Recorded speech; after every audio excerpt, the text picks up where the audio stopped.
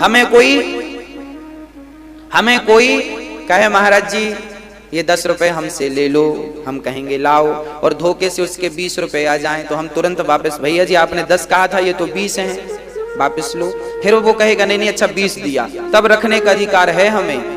आपने तो 10 रुपए दिया हमें और आपके धोखे से 20 रुपए हमारे पास आ गए, तो हमारा फर्ज है कि हम आपके 10 रुपए वापस करें, क्योंकि आपकी अनुमति नहीं है, आपकी अनुमति तो केवल 10 रुपए की है। तो फिर जो 10 रुपए एक्स्ट्रा आए उसके लिए फिर मैंने रख लिया, मुझे पता है कि आपने तो 10 बोला था पर 20 आ गए, मैंने रख लिया, तो फिर मैं चोर कहलाऊंगा। इसी का नाम चोरी है। इसलिए हिसाब किताब बिल्कुल क्लियर होना चाहिए, लेन देन क्लियर। आप यहां पर चढ़ा दो लाखों वो अलग विषय है, पर कहकर के 10 रुपए दिए हैं तो हमें 10 से ही मतलब है, और कहकर नहीं दिए तो भी हमें फिर कोई मतलब नहीं है।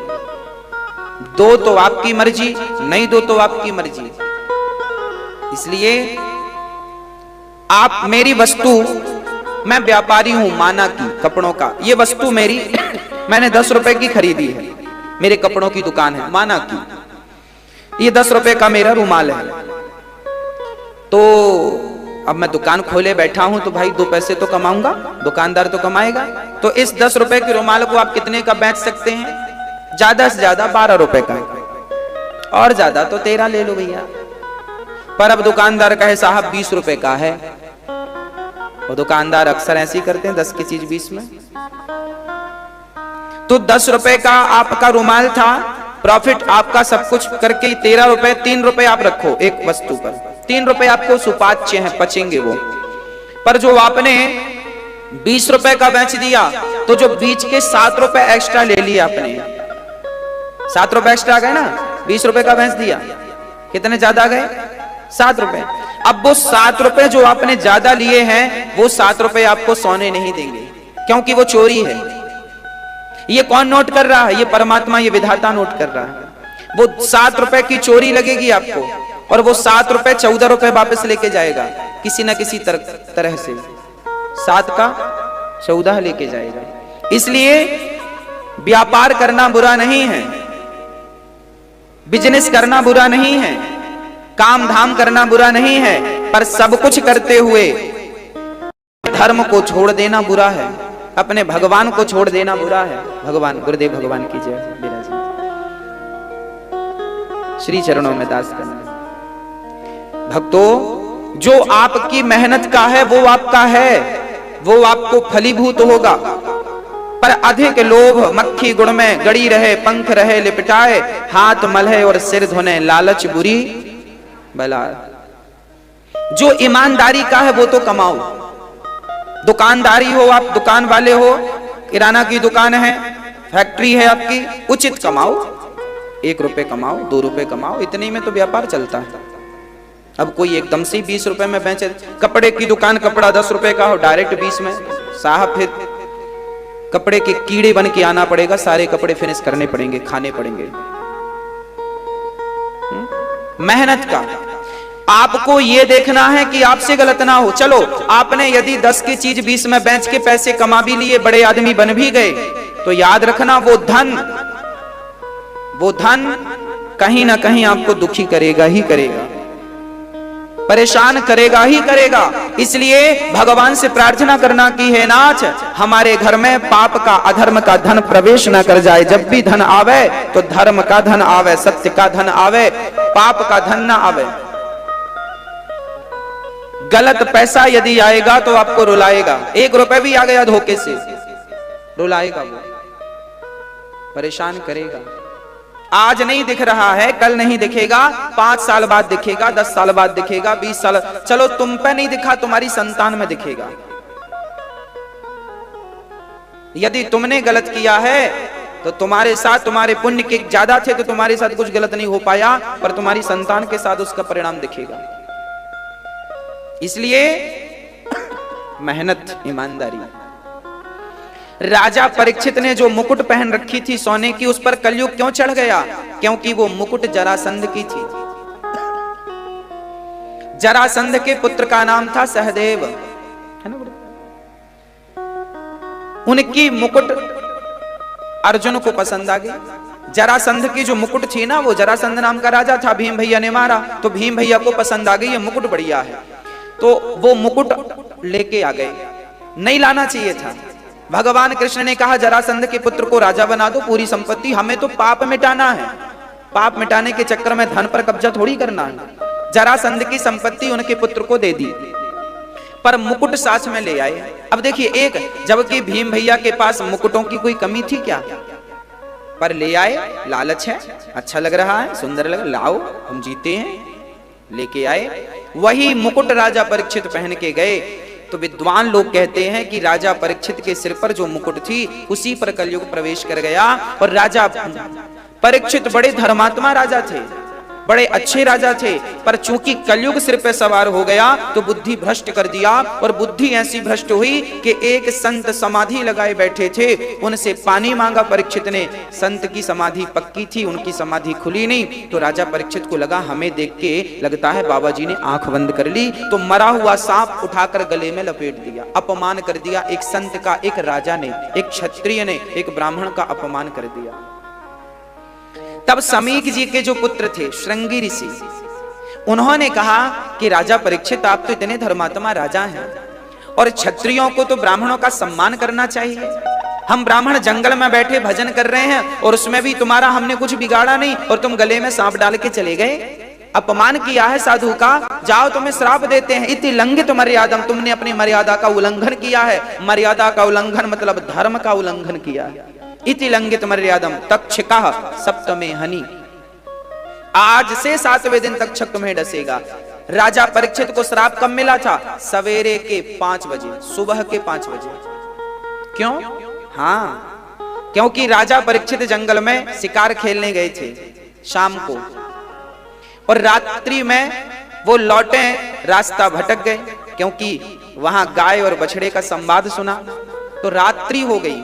रात्रि को वहीं पे कहीं विश्राम किया, पर प्यास लगी तो वो ढूंढते हुए आए। कलयुग को 4 कमरे द्यूतम पानम स्त्रिया सोना देकर, तो राजा परीक्षित को रात हो गई और उन्हें प्यास लगी। तब तक सुबह के लगभग 5 बज रहे थे, सूर्य उदय की ओर थे। तभी समीक जी का आश्रम दिखाई पड़ा, तो राजा परीक्षित संत जी की कुटिया पर गए और मरा हुआ सांप डाला। अच्छा, भागवत जी में लिखा उस समय श्रृंगी ऋषि स्नान करने गए थे। तो स्नान करने तो ऋषि मुनि भोर में ही जाते हैं, ब्रह्म मुहूर्त में। हाँ जी, तो भोर में गए थे स्नान करने, तो वहीं स्नान करते करते हाथ में जल लेकर के, सरोवर का जल लेकर के, नदी का जल लेकर के हाथ में श्राप दे दिया। इति लंघित मर्यादम तक्षकः सप्तमे हनि, जाओ आज से 7वें दिन तक्षक तुम्हें डसेगा, तुम्हारी मृत्यु हो जाएगी। राजा परीक्षित संत का अपमान करके जब चले, तो देखो जब संत का आप अपमान करते हैं तो आपकी आयु समाप्त हो जाती है। अपमान करने से आपकी आयु कम होती है और सम्मान करने से आपकी आयु बढ़ती है। इसलिए अपमान से बचिएगा। किसी का अपमान ना हो, साधु का अपमान ना हो, ब्राह्मण का अपमान ना हो, माता का अपमान ना हो, पिता का अपमान ना हो, अतिथि का अपमान ना हो, पड़ोसी का अपमान ना हो, चींटी का अपमान ना हो, हाथी का अपमान ना हो, कुत्ता बिल्ली का भी अपमान ना हो। अपमान से बचिएगा, क्योंकि अपमान आपकी आयु को हरण कर लेता है। राजा परीक्षित को 7 दिन में मरने का श्राप क्यों लगा? क्योंकि उन्होंने अपमान किया एक ऋषि का। और कहते तो ये भी हैं कि राजा परीक्षित की आयु अब 7 दिन की ही बची थी, तो संत ने तो जगा दिया कि अब तो कल्याण कर लो परीक्षित जी, मौत सिर पे नाच रही है, अपने कल्याण का साधन खोज लीजिए। तो राजा परीक्षित जी महाराज को समीक जी ने, जब उनके पुत्र से खबर लगी कि हमारे बेटे ने राजा परीक्षित को श्राप दिया है, तब राजा समीक जी ने श्रृंगी ऋषि को डांटा, क्यों रे बालक, उन्हें इतने धर्मात्मा राजा को श्राप दे दिया, आज के बाद ऐसा राजा भारत को प्राप्त नहीं होगा, ये भारत का सबसे बढ़िया आखिरी राजा है, ऐसे राजा अब मिलने वाले नहीं, आपने गलत किया। अब तुरंत समीक जी ने अपने राजा परीक्षित के पास एक सेवक को भेजा, शिष्य को भेजा, जाओ, और उन्होंने जाकर कहा कि महाराज आज से 7वें दिन आपको सांप डसेगा, ये श्राप लगा है। अच्छा, राजा परीक्षित ने जब अपनी मुकुट उतारी तो कलयुग तो मुकुट में था, जब उतर गया कलयुग तो उनकी बुद्धि फिर निर्मल हो गई। अच्छा, कई बार आपके विचार बदल जाते हैं, कभी कभी आपको बहुत गुस्सा आ जाता है, कई बार आपको बहुत कुछ होने लगता है। क्यों? क्योंकि वो वातावरण वैसा है। कलयुग का प्रवेश जब करता है भीतर तो कलयुग आपको भ्रष्ट कर देता है, बुद्धि बिगाड़ देता है। इसलिए कुसंग से बच के रहिएगा। राजा परीक्षित की बुद्धि बिगाड़ दी और राजा परीक्षित तुरंत घर से निकल करके शुकताल चले गए। सुबह श्राप लगा, 8 बजे तक उन्हें 9 बजे तक खबर सूचना मिल गई कि आपको 7 दिन में मरना है। और उसके बाद उस जमाने में भी वायु के वेग से चलने वाले रथ थे, साधन थे, संसाधन थे। तो राजा परीक्षित को वैराग्य हो गया, अपने पुत्रों को राज्य तिलक करके तुरंत भरत जी महाराज, परीक्षित जी महाराज निकल गए और सूर्य अस्त के पहले लगभग 3-4 बजे शाम को शुकताल पहुंच गए परीक्षित जी। और वहां बड़े बड़े साधु संतों का आगमन हुआ और सूर्य अस्त के पहले राजा परीक्षित के यहाँ सुखदेव भगवान का आगमन हो गया। बोलिए सुखदेव भगवान की। तत्रा भवद भगवान व्यास पुत्रो यद्रक्षया गामट मानो नपेक्षा अलक्ष्य लिंगो निज लाभ तुष्टो व्रतश्च बालैरवधूत वेशः। अवधूत वेश में श्री सुखदेव भगवान का आगमन हुआ। राजा परीक्षित खड़े हो गए, चरणों में प्रणाम करके ऊंची आसन पर बिठाया और हाथ जोड़कर कहा, प्रभु मुझे 7 दिन में मरने का श्राप लगा है, बताइए जिसे 7 दिन में मरना हो उसे क्या करना चाहिए। तब सुखदेव भगवान कहते हैं, वरीयाने स्थिते प्रश्नः क्रतो लोकहितं नृपा आत्मवित् सम्मतः पुंसाम् श्रोतव्यादिषु यः परः। आपने बड़ा ही उत्तम प्रश्न किया। जिस व्यक्ति को 7 दिन में मरना हो उसे क्या करना चाहिए। अच्छा वैसे आप हमें ये बताओ, आपको कितने दिन में मरना है? कितने दिन में? हम सभी को 7 दिन में ही मरना है, 8वां दिन किसी का नहीं। सोमवार से रविवार तक 7 दिन। इन 7 दिनों में ही आए हैं, इन 7 दिनों में ही जाएंगे। इसलिए इन 7 दिनों को जरा संभाल के रखिएगा। हर दिन भगवान का चिंतन करते रहिएगा, पता नहीं कौन सा दिन जीवन का अंतिम दिन हो जाए। इसलिए सुखदेव भगवान कहते हैं, चिंता न करो राजन 7 दिन बाकी अभी है। खटवांग की 2 घड़ी में मुक्ति हुई, तुम्हारे 7 दिन बाकी अभी है। खटवांग नाम के एक राजा थे, जिनकी 2 घड़ी में मुक्ति हो गई। 1 घड़ी मतलब 24 मिनट की 1 घड़ी होती, 48 मिनट केवल शेष थे। उन्होंने 48 मिनट में अपना कल्याण कर लिया। कैसे किया? बोले अपने मन से सबको निकाल करके, परिवार को, पत्नी को, पैसे को निकाल कर मन को परमात्मा के चरणों में समर्पित कर दिया और भगवान का ध्यान करने लग गए, भगवत चिंतन करने लग गए। मरने वाले व्यक्ति को क्या करना चाहिए? अच्छी बात यह है, सुखदेव भगवान ने वाह शब्द से अपनी वाणी शुरू की। वरीयाने स्थिते प्रश्न। और गोस्वामी तुलसीदास जी ने भी रामचरितमानस की शुरुआत वाह शब्द से किया है।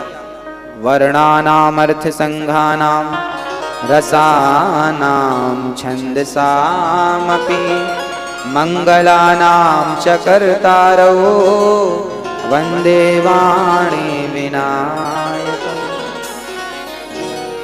वाह शब्द जो है ब्रह्म सूचक शब्द है। सुखदेव भगवान ने वाह शब्द से अपनी वाणी क्यों प्रारंभ की? क्योंकि वाह ब्रह्म सूचक है। गोस्वामी जी ने अपनी वाणी को वाह शब्द से क्यों शुरू की? क्योंकि वाह वाह वाह ब्रह्म सूचक है। वाह वजन का ब्रह्म सूचक है ये। अच्छा, जिसके भीतर जो होता है ना वही निकलता है। आप प्याज खाएंगे तो डकार किसकी आएगी? हाँ, मूली खाएंगे तो डकार मूली की आएगी। जो खाएंगे वही तो डकारेंगे, जो भीतर होगा वही तो डकार से बाहर निकलता है। बस जिसने प्याज खाई है सो प्याज की डकार लेता है, जिसने मूली खाई है सो मूली की डकार लेता है। पर भगवान के सच्चे भक्त तो परमात्मा को ही धारण करते हैं, तो उनकी डकार से ब्रह्म सूचक शब्द निकलते हैं। वरीयाने स्थिते प्रश्न। आपके प्रश्न से तो क्रतो लोकहितं नृपा। हे राजन, सारा विश्व इससे प्रसन्न होगा, सबका हित इस प्रश्न में छिपा है। आज मैं अपना मत आपके सामने रख रहा हूं, आप बहुत ध्यान पूर्वक सुनो। क्या मत रख रहे हैं? बोले आपको जल्दी मरना है ना, तो मेरी बातों को ध्यान से सुनो। श्रोतव्यः निद्रया ह्रियते नक्तम व्यवायेन च वावयः देवाचार्थे हया राजन कुटुंब भरणेन वा। आज का व्यक्ति तो बस हाय हाय में लगा है, किसी को आत्म कल्याण की तो बात समझ में ही नहीं आती। सबको लगता है पैसा मिल जाएगा तो काम बन जाएगा, पैसा मिल जाएगा तो काम बन जाएगा। भाई पैसे से काम नहीं बनेगा। फिर जल्दी मरने वाले व्यक्ति को क्या करना चाहिए? बोले जल्दी मरने वाले व्यक्ति को आप लोगों से कह रहे हैं हम, ज्यादा हाय हाय ना किया करो, जितना विधाता दे दें उतने में खुश रहा करो। दाल रोटी खा लो और हरि का गुण गा लो, भगवान का सुमिरन ना भूले, बढ़िया खाओ पियो। भगवान से यही प्रार्थना करो कि राम इतना दीजिए जामे कुटुंब समाए, मैं भी भूखा ना रहूं, कोई साधु ना भूखा। आज का व्यक्ति दुखी इसलिए नहीं है कि उसके पास खाने की कमी है। आज बताओ हमारे भारत में, बताओ खाने की कमी कहां है? बोलो, क्या आज खाने की कमी है? कोई भूख से मर रहा है? ना के बराबर। यदि मर भी रहे हैं तो वो संख्या ना के बराबर। हमारे भारत में अन्नपूर्णा मां की कृपा है, बिहारी जी की कृपा है, सबके घर में भगवान ने दाल रोटी दे रखी। आज लोग दुखी इसलिए नहीं है कि उनके पास दाल रोटी नहीं है, सबके पास दाल रोटी है। दुखी क्यों है? आज व्यक्ति पेट भरने के लिए दुखी नहीं है, आज व्यक्ति तो तिजोरियां भरने में लगा है, इसलिए दुखी है बेचारा। पेट तो भरा ही है और आपके पास इतना तो है कि आपका पेट भर जाए। आपके पास पेट भर जाने की पूरी व्यवस्था है, यदि व्यवस्था नहीं है तो केवल तिजोरियां भरने की, और इसीलिए व्यक्ति परेशान है। सब तिजोरियां भरने पीछे भाग रहे हैं और भर नहीं रही हैं तो रो रहे हैं, भगवान नुकसान हो गया। कहां नुकसान हो गया भैया? खा रहा पी रहा, कहां नुकसान हो गया? इसलिए आप अधिक हाय हाय करेंगे तो आप परेशान हो जाएंगे। इसलिए ज्यादा हाय हाय करने से ना भगवान के भजन में बाधा लगती है। देखिए, भगवान की प्राप्ति जिसे करनी हो उसे ज्यादा हाय हाय इसलिए नहीं करना चाहिए कि वो हाय हाय में मन लगाएगा कि भगवान में मन लगाएगा। तो भगवान में मन लग गया है तो फिर इतना बहुत है जितने में तुम्हारा पेट भर जाए बस। शरीर ढका है, पेट भरा है, बस जमी पर लेट जाते हैं, सिराने हाथ रखते हैं। हम तो अपना तकिया बिस्तर हमेशा साथ रखते हैं। हमें तो बिछाने को गद्दा भी नहीं चाहिए, ओढ़ने को कंबल भी नहीं चाहिए, हम तो तकिया भी नहीं रखते क्योंकि हाथ ही हमारा तकिया है। हम तो जमी पर सो जाते हैं, पेड़ की छांव में जमी पर लेट जाते हैं, सिराने हाथ रखते हैं। हम तो अपना तकिया बिस्तर हमेशा साथ रखते हैं। हम तकिया बिस्तर के लिए पागल होने वालों में से नहीं। हाँ, सत्याम क्षितौ किम कशिपो प्रयासे बाहु स्वसिद्धे युपवर्हणै किम। जब हमारा काम यूं ही चल जाता है, जमी पर सोने से काम चलता है, तो पलंग के लिए प्रयास करने की जरूरत ही क्या? जब हमारा काम भुजाओं से चल जाता है तो तकिया के लिए परेशान होने की जरूरत क्या? राजा परीक्षित ने कहा, महाराज ये तो बड़ा कठिन नियम बता दिया आपने। भाई हम तो सांसारिक लोग हैं, हमें तो तकिया बकिया चाहिए रहती है, नहीं तो नींद नहीं आती। हाँ, तब सुखदेव जी ने कहा, चेराणि किम पथि न संति दिशन्ति भिक्षा नैवांग्रिपा परव्रतः सरितोऽप्यशुष्यन् रुद्धा गुहा किमजितो वतिनोऽप्यसन्नान् कस्मात् भजन्ति कवयो धन दुर्मदान्धान्।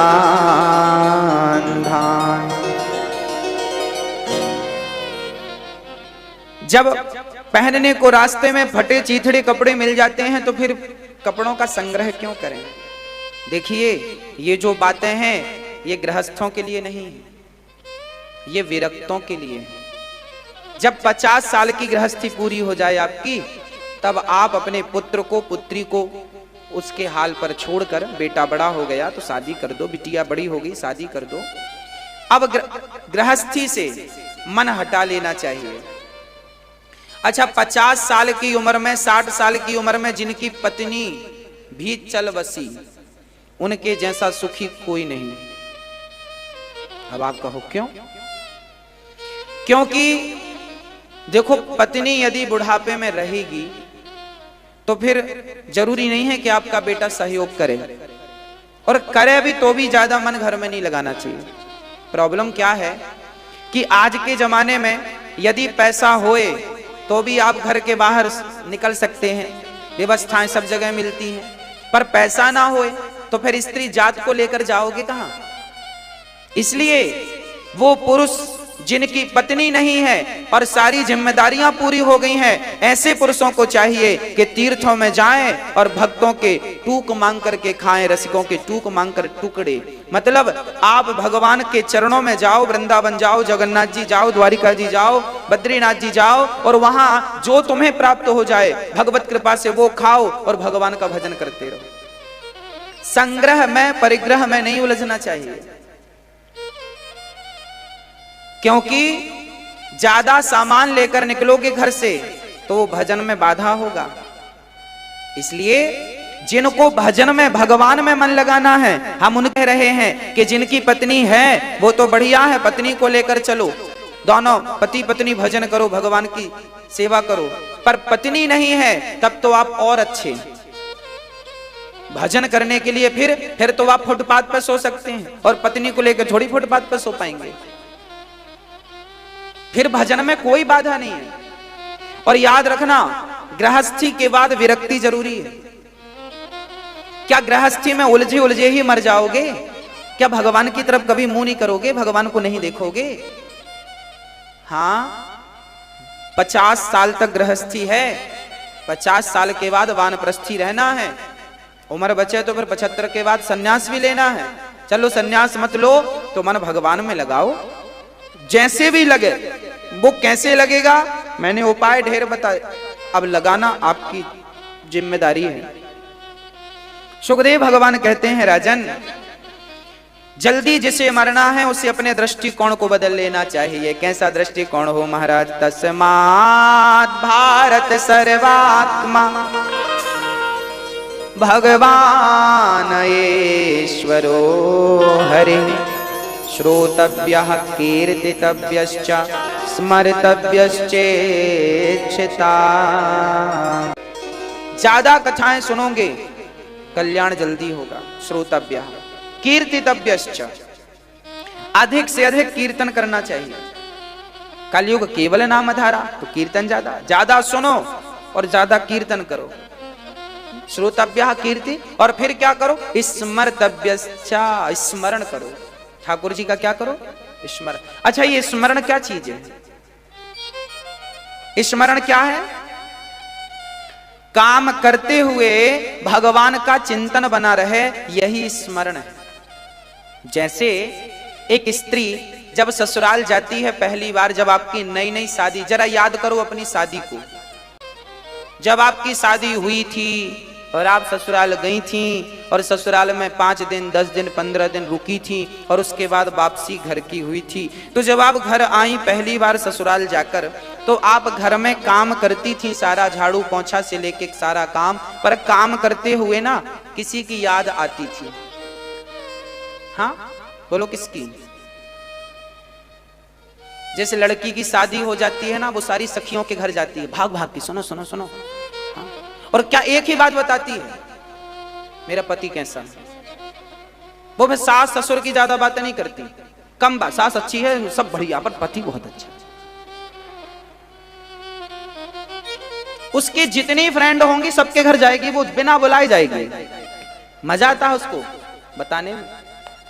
ये सबके साथ होता है। ये एक उम्र का पड़ाव है जहां स्वाद मिलता है, सबके साथ होता है, और ये अच्छी चीज है। गृहस्थी बहुत बढ़िया, यहीं से शुरू होती है गृहस्थी, प्रसन्नता से प्रारंभ होती है गृहस्थी। हंसने से, स्माइल से शुरू होती है गृहस्थी, पर ये स्माइल से शुरू हुई है और स्माइल ही चलती रहे तो ज्यादा सक्सेस है, ज्यादा सफल है। नहीं तो बाद में यहां से शुरू होती है और यहां खत्म हो जाती है। होता है। पति बहुत अच्छा है, शादी के 1 साल तक पति अच्छा ही लगता है। तो एक लड़की जब ससुराल से मायके आई तो वो काम सारा करती है, घर का झाड़ू पोंछा, रोटी बर्तन, पर काम करते हुए वो किसी की यादों में खोई रहती है। किसकी यादों में? बोलो, पति की। अब समझिएगा, जैसे एक लड़की चाहे वो अनपढ़ ही क्यों ना हो, अंगूठा छाप, पर उसके साथ भी ऐसा होता है कि नहीं? वो काम घर का करती है पर पति की यादों में खोई रहती है। कई बार तो ऐसी खो जाती है कि रोटी जल जाती है, ध्यान वहां चला गया, रोटी जल गई। माँ ने आके, क्यों पागल हो गई है, रोटी जल गई, आहा रोटी जल गई। फिर कई बार रोटियां जल जाती हैं चिंतन में, हाँ या ना? होता है। अब सोचिएगा, एक अनपढ़ लड़की यदि काम करते समय अपने पति का स्मरण कर सकती है तो क्या एक भक्त काम करते हुए अपने भगवान का स्मरण नहीं कर सकता? बस यही स्मरण परमात्मा का हो कि काम भी ना छूटे और राम भी ना छूटे। काम करते रहो, नाम जपते रहो, मन से गोविंद गोपाल गाते रहो। काम बराबर करना है पर मन को बिहारी जी के चरणों में लगाकर काम करना है। अब पति को बहुत याद कर लिया, वो उम्र गुजर गई। जैसे पति को याद किया था, अब वैसे भगवान को याद करो। अब भगवान को बिठाओ। जैसे एक माँ अपने पुत्र का स्मरण करती है, पुत्र परदेश चला जाए तो माँ खाती है तो बेटे की याद, सोती है तो बेटे की याद, बस मेरा बेटा खाया होगा कि नहीं, सोया होगा कि नहीं, बेटा बेटा। जैसे हर क्षण माँ अपने पुत्र का स्मरण करती है, उसी तरह जब एक भक्त भगवान का स्मरण करता है तो भगवान खिंचे चले आते हैं, कहीं भी हो वो। दही के कणकण में मक्खन व्याप्त है, पर जब मथानी की रगड़ पड़ती है ना तो वो सारा मक्खन दही से निकलकर सिमट कर एक लौंदा हो जाता है, हाँ या ना?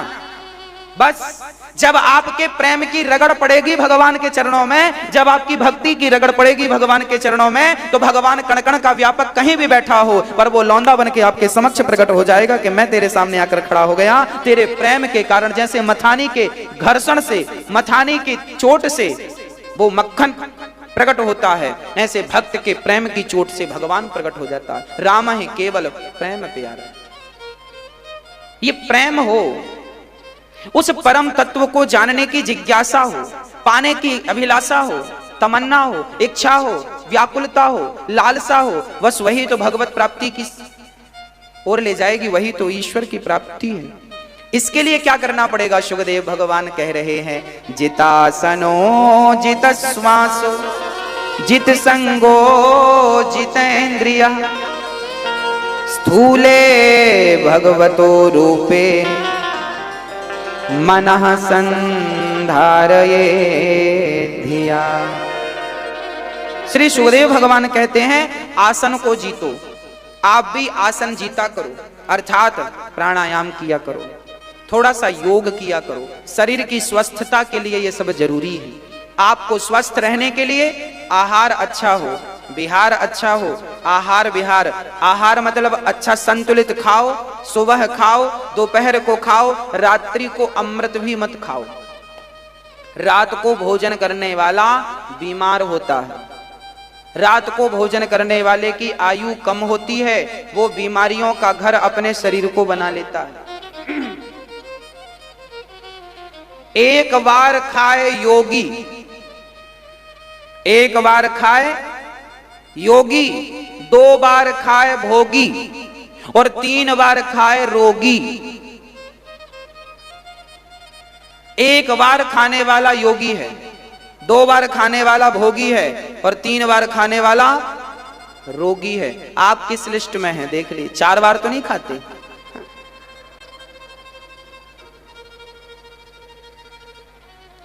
महारोगी बनेगा वो।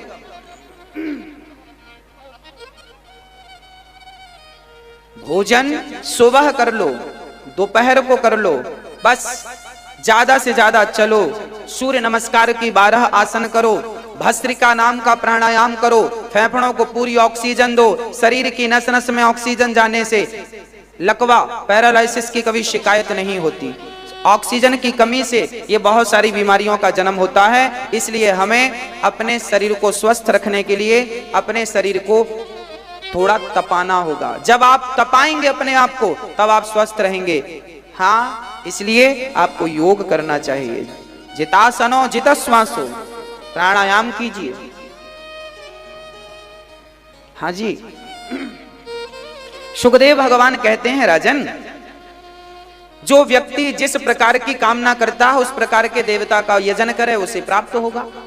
ब्रह्म तेज की इच्छा हो तो बृहस्पति की प्रार्थना करे, इंद्रियों को विशेष शक्ति चाहिए है तो इंद्र की उपासना करे, जिसे मन भोगों में लगाना हो वो इंद्र की पूजा करे, इंद्रियों को शक्ति बलबद्ध करना हो तो इंद्र की पूजा करे, जिसे संतान की प्राप्ति करनी हो वो प्रजापतियों की उपासना करे, जिसे धन चाहिए वो माया देवी की उपासना करे, जिसे तेज चाहिए वो अग्नि की उपासना करे, जिसे अन्न चाहिए वो अदिति की उपासना करे, जिसे स्वर्ग की कामना हो वो अदिति के पुत्रों की उपासना करे। पर जिसे कुछ भी ना चाहिए हो और सब कुछ भी चाहिए हो तो अकामः सर्व कामो वा मोक्ष कामा उदारति।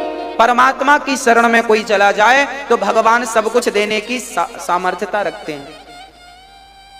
भाई ऐसी बात है कि आप फलाने मंत्री के पास जाएंगे तो वो उतना ही काम करेगा जितना उसका पावर है, दूसरा व्यक्ति दूसरा मंत्री उतना ही काम करेगा जितना उसका पावर है। पर प्रधानमंत्री के पास चले जाओगे तो प्रधानमंत्री सब काम करा देंगे, क्योंकि सब उन्हीं के अंग हैं। तो भगवान तो हमारे प्रधानमंत्री हैं, बाकी सब उनके नीचे हैं। राष्ट्रपति कहें तो ठीक है, परमात्मा उनकी शरण में जाने के बाद सब कुछ प्राप्त हो जाता है। उन्हें प्राप्त करने के बाद फिर कुछ पाना शेष नहीं रह जाता। तीव्रेण भक्ति योगेन यजेत पुरुषम परम। सुखदेव भगवान कहते हैं जिसे भगवान को प्राप्त करना है वो भक्ति करके उसे प्राप्त कर ले। और देखो, ज्यादा से ज्यादा मन भगवान में ही लगाओ, ज्यादा लंबी उम्र पर प्राप्त करने की भी चाहत ना रखो। तरवा किम न जीवंती, सुखदेव भगवान कहते हैं। क्या वृक्षों की आयु कम होती है? अरे आपसे और हमसे ज्यादा वृक्षों की आयु होती है, पर उन्हें जानता कौन है? कौन जानता है? तरवा किम न जीवंती वस्त्रः किम न श्वसन्त्युतः। क्या लोहार की धोकनी सांस नहीं लेती? सांस आप भी ले रहे हैं, लोहार की धोकनी भी सांस लेती है। लोहार की धोकनी जानते हैं? अंगार में हवा देती है वो। सांस देखिए वो भी लेती है, हवा निकलती है ना उसके भीतर से। हमारे भीतर से भी हवा निकलती, हमारे भीतर से भी हवा निकलती है, उसके भीतर से भी हवा निकलती है। अरे आयु तो वृक्षों की भी होती है। न खादंती न मेहंती किम ग्राम पशुओं परे। क्या कुत्ता और बिल्ली टुकड़े खाकर पेट नहीं भर लेते? कुत्ता बिल्ली भी पेट भर लेते हैं, लोहार की धोकनी भी सांस लेती है। लंबी आयु वृक्षों की भी होती है, और आपने भी केवल यही चीजें पाई हैं। तो इस शरीर को पाने का अर्थ क्या है? याद रखना, हम ज्यादा लंबी उम्र ना पाने की चाहे भगवान हमें 100 साल जिंदा ना ना ना ना। भगवान जब आपकी मर्जी हो तब ले चलना, हमें आज ले चलो, चलने को तैयार है। परंतु जितनी उम्र है आपकी वो उम्र भगवान के चरणों में, याद रखना, आपकी उम्र भगवान के चरणों में लग जाए, आपका समय भगवान के चरणों में लग जाए, बस यही आपके जीवन की सार्थकता है। स्वामी विवेकानंद जी एक कम 40 साल की उम्र में चले गए थे। आद्य शंकराचार्य जी एक कम 29 वर्ष की उम्र में आद्य शंकराचार्य जी चले गए। चारों मठों की स्थापना करके चले गए। आद्य शंकराचार्य जी 29 साल की उम्र में चले गए। झांसी की रानी 23 साल की उम्र में चल बसी। खूब लड़ी मर्दानी वो तो झांसी वाली। 23 साल की उम्र में वो लड़की ने अपना नाम अमर कर लिया। आद्य शंकराचार्य जी ने 29 साल की उम्र में नाम अमर कर लिया। आद्य शंकराचार्य जी ने, स्वामी विवेकानंद जी ने कम 40 साल की उम्र में नाम अमर कर लिया। आद्य शंकराचार्य जी ने एक कम 30 साल की उम्र में नाम अमर कर लिया, 29 साल की उम्र में। और हम लोगों की उम्र इतनी हो गई। हाँ, इस उम्र से पाना क्या चाहते हो? अच्छा बताओ, इस शरीर से, इस उम्र से क्या प्राप्त करना चाहते हो? क्या चाहत है बता दो मुझे। इस शरीर से पत्नी पाना चाहते हो ना, तो मिल तो गई। पति पाना चाहते हो, मिल गया। पुत्र पाना चाहते थे, बेटे भी 2-2 4-4 हैं। अब बताओ, आपको पत्नी चाहिए थी, पत्नी मिली, पति चाहिए था, पति मिला, पुत्र चाहिए था, पुत्र मिला, पुत्री चाहिए थी, पुत्र मिली, धन चाहिए था, धन भी तो मिला है, पद चाहिए था, छोटा मोटा पद भी मिला, प्रतिष्ठा भी मिली, समाज में आपका नाम भी है, सब कुछ मिला। अब बताओ, इस शरीर की सार्थकता पूरी हो गई, सफल हो गया, बेटा बेटी पाकर, पति पत्नी पाकर शरीर की सार्थकता हो गई। मेरी मां, ये शरीर पत्नी और पति पाने के लिए नहीं मिला, पुत्र पुत्री पाने के लिए, पैसा कौड़ी पाने के लिए नहीं मिला। सच कहें तो साधन धाम मोक्ष कर द्वारा, ये शरीर मोक्ष का द्वार है। फिरत सदा माया कर प्रेरा, काल कर्म स्वभाव गुण घेरा, कबहू की नर करुणा कर दे ही देत ईस बिनु हेतु स्नेही। ये तो अकारण ही परमात्मा ने तुम्हें मनुष्य का तन दिया है। ये मनुष्य का तन केवल भगवत प्राप्ति के लिए होना चाहिए, भगवत प्राप्ति के लिए। इसका अर्थ ये बिल्कुल नहीं है कि आपकी गृहस्थी नहीं होनी चाहिए, होनी चाहिए। गृहस्थी हो, पत्नी हो, पति हो, पुत्र हो, परंतु इन सब के होने पर भी आपके हृदय में भगवत भक्ति होगी, तब तो इन सब का होना ठीक है। और सब तो है पर भगवत प्रेम नहीं है, तो सबके होने का अर्थ क्या है बताइए? सब है, बस वही नहीं। एक नारी बड़ी सुंदर थी, उसके आंख बड़ी सुंदर थी, उसके गाल बड़े सुंदर थे, उसका मुंह बड़ा सुंदर था, पर उसकी नाक नहीं थी, नक्कटी। तो बताओ, क्या कोई स्त्री नाक के बिना शोभा पाएगी? बोलो। जैसे एक सुंदर स्त्री के गले में सुंदर सोने का हार हो, 20,000 की साड़ी हो शरीर में, और सब कुछ उसका बढ़िया हो, कान अच्छे हो, उसका हंसना बोलना अच्छा हो, वाणी अच्छी हो, पर नाक ना हो, तो नाक के बिना संपूर्ण शरीर शोभा नहीं पाता। उसी प्रकार भगवत भक्ति तो हम सब की नाक है। यदि आपके घर में धन दौलत पद प्रतिष्ठा पति पत्नी सब है और भगवत भक्ति नहीं है, तो नाक कटी जैसी नारी वो हम और आप ही तो हैं। भगवत प्रेम भगवत भक्ति तो हम सब की नाक है, नाक। अब आप बताओ कि आपकी नाक है कि नहीं? भगवत प्रेम है तो नाक है, नहीं है तो आपकी नाक कटी है। इसलिए सब कुछ पाना व्यर्थ है यदि उस परमात्मा को नहीं पाया तो। चलो एक छोटी सी कथा सुनाते हैं। एक नदी के तट पर एक केवट था, नाव लेकर बैठा था, इंतजार कर रहा था कि कोई ग्राहक आए तो मैं उसे उस पार उतारूं और 2 पैसे मिले तो परिवार का पालन करूं। तभी 3 ज्ञानी आए, केवट से कहते हैं, भैया केवट हमें उस पार उतार दो। केवट बोले चलो उतार देते हैं, बैठो। तीनों ज्ञानी बैठ गए, नाव चली। मैया जी, ओ मेरी मां, हो गई पंचायत। अब ध्यान से सुनना। एक नाव में 3 लोग सवार भये और नाव चली। वो 3 में से एक बहुत बड़ा इंजीनियर था। इंजीनियर ने केवट से कहा, केवट तुमने कहां तक पढ़ाई की है? केवट ने कहा, साहब हम तो कुछ नहीं पढ़े। इंजीनियर ने कहा, तुम्हारी तो जिंदगी 25% जीवन तुमने बेकार कर दिया, अपने जीवन का कोई लाभ नहीं लिया। घर वर बनाए हो कि नहीं? हम इंजीनियर हैं। केवट ने कहा, साहब वो घास की झोपड़ी दिख रही है। इंजीनियर ने कहा, तुम्हारी 25%